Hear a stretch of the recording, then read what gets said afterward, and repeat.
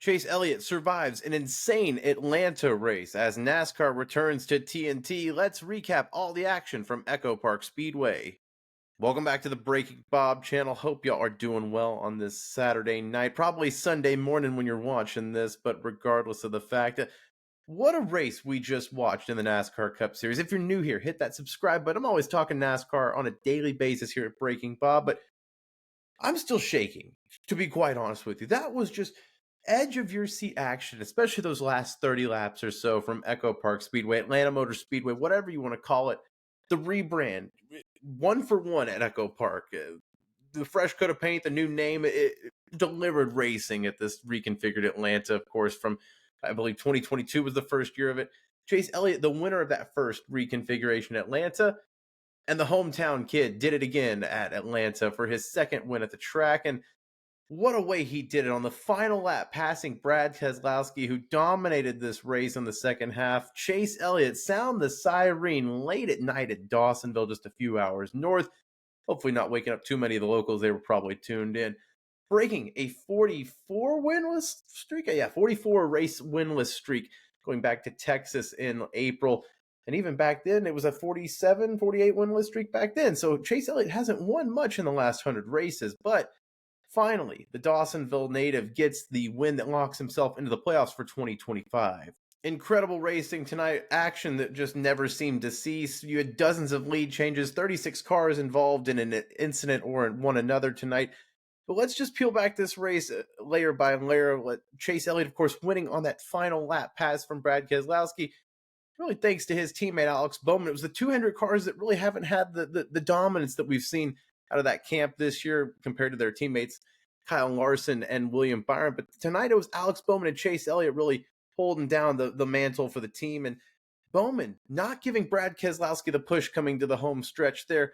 It's the second time on a drafting style track in the calendar year that Brad Keselowski has just not gotten that final push from a Hendrick teammate or a Hendrick car. As Kyle Larson back in the Talladega Fall race didn't push Brad as Ricky Stenhouse took the Chevrolet to victory lane for, at the time, JTD, now Hayek. And Kyle Larson said, not my fault. I did what I could do. But Alex Bowman, I think, definitely helping Chase Elliott, not pushing that RFK number 6 to the victory lane or to the checkered flag there.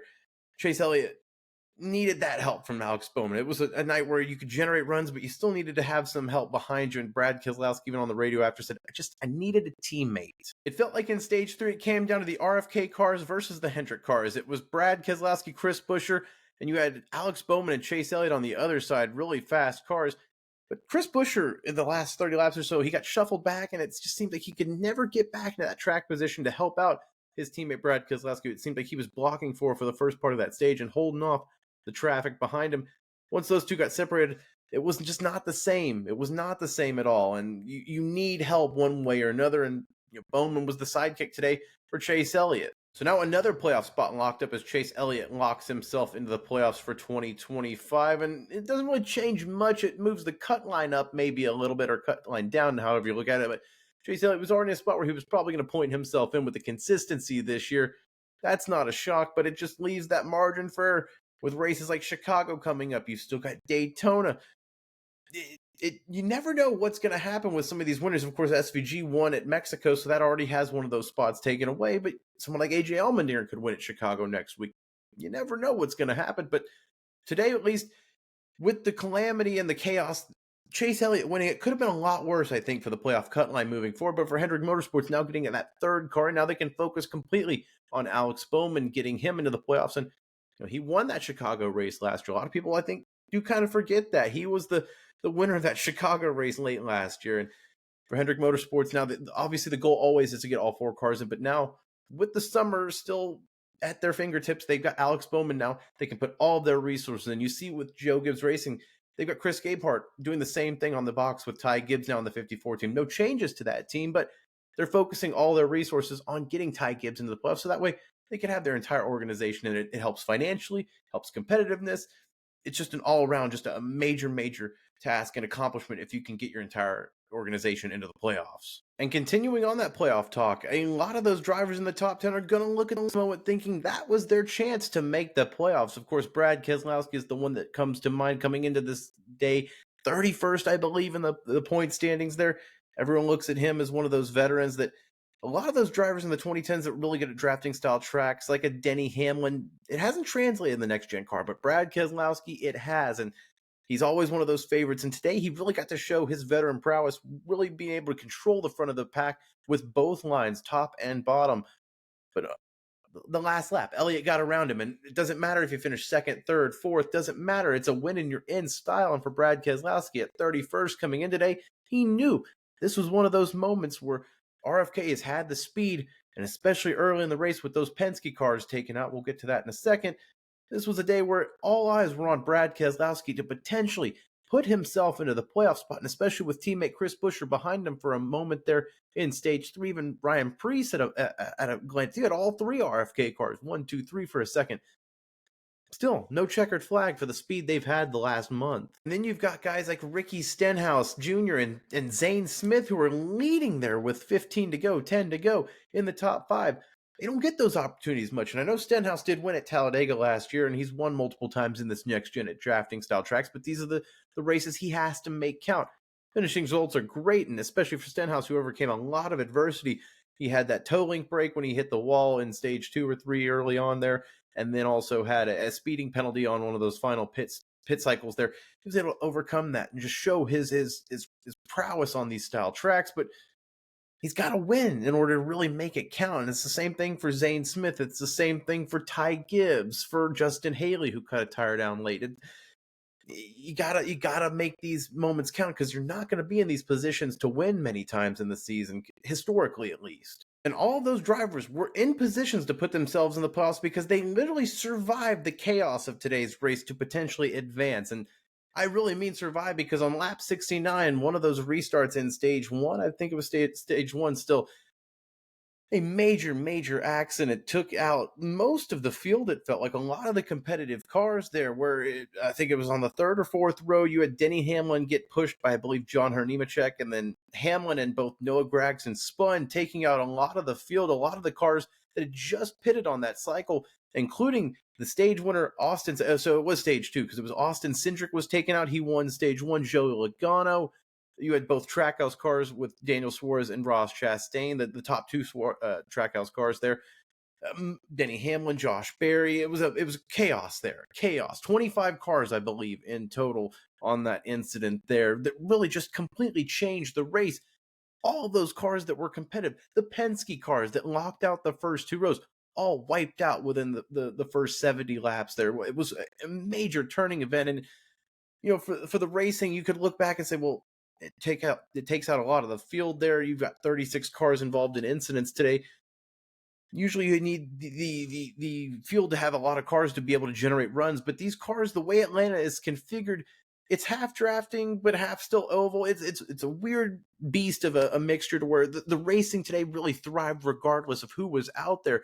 You saw the drivers be able to control it, but also be able to draft off of each other. It was fascinating to watch. It almost felt kind of like an all-star open race, or one of those dual races or qualifier races at the Clash, where you're racing to lock yourself in. It felt like this was almost like a sudden death extra race for these drivers to get in, because I think once that major accident on lap 69 happened, only 2 drivers that had won a race at this point in the season were still on the track, and Kyle Larson and Shane Van Gisbergen. And Larson got caught up in multiple incidents. SVG got caught up in a spin in stage 3.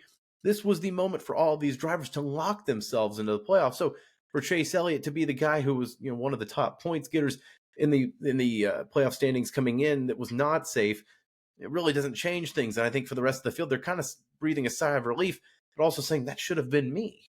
Overall, to touch on some results, though, a top 5 for Eric Jones. He seems like a guy that is just quietly really good on these drafting style tracks. Of course, he won that Daytona Clash in 2020 for JGR, and that wreck fest. Seems like if he can survive these races, he survived that 2022 Coke Zero race in the Daytona Summer race, where it took out most of the field. He can survive a lot of these carnage races there. And one team I really want to give a shout out to, Colleague Racing, 8th place with Ty Dillon, 12th place with AJ Allmendinger. But when you looked up most of this race, Ty Dillon was in the top 10, at moments in the top 5. There was a moment I think all of us thought, don't lie to yourself, you saw it up there and thought it too. Could Ty Dillon win this race and really just flip this season on its head and lock himself into the playoffs as a full-time driver?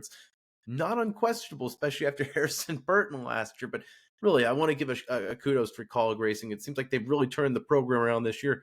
And Ty Dillon, a guy everyone kind of rolled their eyes at, even myself when they said he'd be full-time, has really made the most of that opportunity. And then to run top 10 consistently today, it was a great run for them. And a guy that finished 11th today got caught up in some incidents, but Connor Zilic, third race in the Cup Series start in his career, and to get thrown in there today to survive some of the carnage, even the caught up in some of the incidents, this is just a learning curve that he's getting thrown at and passing with flying colors. I'm excited to see the future of young Connor Zilic.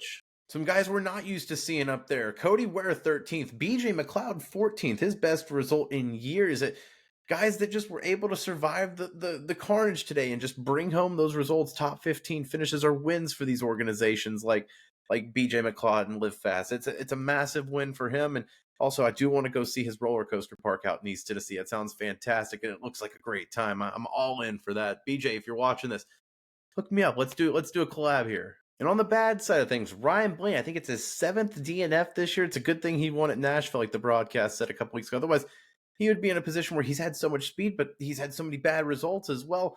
Got caught up in that incident on the lap 55, I believe it was, with Kyle Busch and Kyle Larson, Austin Dillon, where it took that 12 car out. It seems like he has so much speed at these drafting style tracks. And we love to rag on Ryan Preece for having those bad wrecks, but Ryan Blaney comes away with some vicious accidents at these style tracks, it feels like. But for Team Penske, they locked out the first 2 rows. They had so much speed, but instead of bringing home a trophy at this track, they're bringing home a massive damage bill once again. Just seems like they can't seem to figure it out. Austin Cindric, of course, winning at Talladega a couple months ago, but it just seems like for the speed they have, they don't win as consistent as they should at these tracks. But another thing we got to touch on before we wrap this video up, TNT, their first broadcast of the NASCAR season since their new contract deal, the first time in the NASCAR world for over a decade. And it's the same Amazon broadcast crew, Adam Alexander, Dale Jr., Steve Letarte. Great broadcast crew. I thought the graphics fine. Commercials were kind of hard to get back and get used to, but it's a tough job for TNT to follow up Amazon. But I didn't hate it. I didn't just get wowed by it. Yeah, I thought that maybe for TNT that they bring a really good quality product, but they're getting done with their hockey and basketball coverage. It seemed like maybe they looked and said, "Oh, we got NASCAR in a couple weeks." It's just we bring a solid product, but they didn't seem to bring anything fresh, brand new. And with that same broadcast crew that Amazon has, it's hard to kind of have an identity, I guess. But just didn't love that. But it's not to say I don't love that broadcast trio. It's absolutely great. It's hard to have your own identity when it's the exact same as Amazon's. But I think we'll start to see TNT's identity come out maybe a little bit more the next few weeks. I do love that trio once again of Letarte Jr. and Adam Alexander. I could listen to them all day. And we do have them next week at Chicago, the street course. Excited to see what we have there. It's probably going to be the last one. It sounds like nobody will officially say it, but all indications are that this will be the last Chicago street race for NASCAR's potential. We go to Chicagoland. Carson Hocevar has been teasing that, but regardless of that, let me know your thoughts down below about potentially the race of the year, race of the decade, Atlanta Motor Speedway, now Echo Park Speedway, with Chase Elliott breaking that 44 race win streak. I had to double check that, but Brad Keselowski and RFK, another what-if week. College Racing, Ty Dillon nearly flipped the world on its head there. And TNT with their debut in the NASCAR world again, or making the return, I guess. But if you're new here, of course, hit that subscribe button, like this video if you like what you saw. It helps me out a ton. And I'll be back for more NASCAR content through the week as the news cycle progresses. I'll see you next time, though. Stay tuned for more. I'm going to bed. See you next time.